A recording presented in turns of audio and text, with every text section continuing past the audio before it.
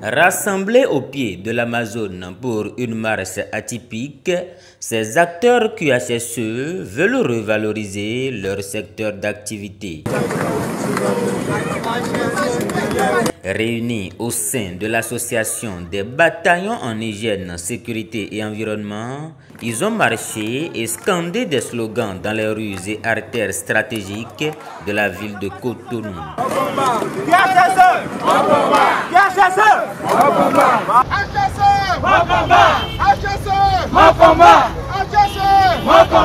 De la place de l'Amazone, la marche des acteurs du management QHSE a échoué au ministère du cadre de vie et des transports en charge du développement durable.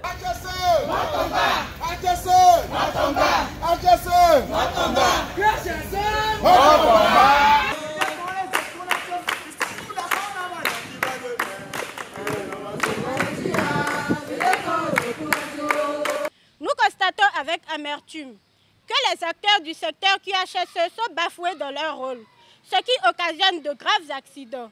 Une substitution des acteurs QHSE aux environnementalistes et autres domaines. Une insuffisance du personnel QHSE sur les différents projets. Un manque d'autonomisation des acteurs QHSE sur les différents projets. Le non-respect des consignes de sécurité sur les sites. Convaincus de l'importance de ces aspects pour garantir le bien-être physique et mental de nos collaborateurs et la pérennité de notre activité, nous avons décidé d'organiser cette marche de sensibilisation et de promotion du secteur QHSE au Bénin.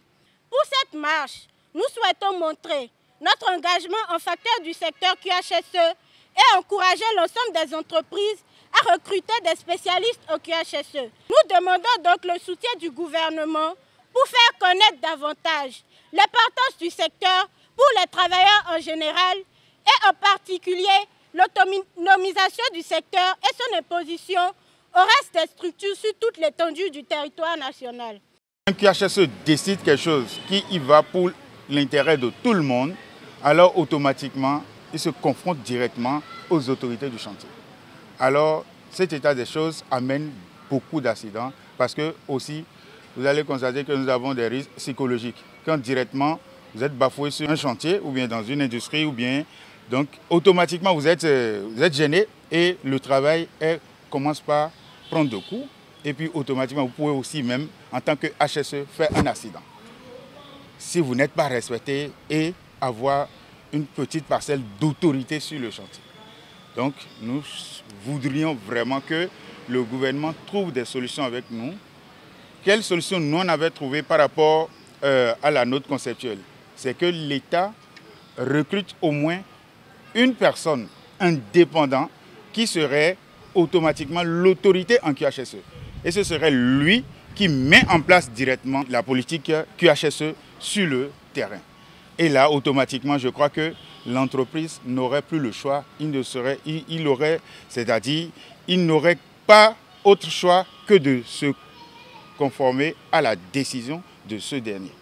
Le ministère du cadre de vie ne va pas ménager aucun effort pour vous accompagner. Les doléances seront étudiées et l'autorité qui est avec nous prendra la parole et on va rendre compte. Votre association s'est donné comme objectif de nous accompagner. Les questions liées à l'environnement font partie de nos attributions.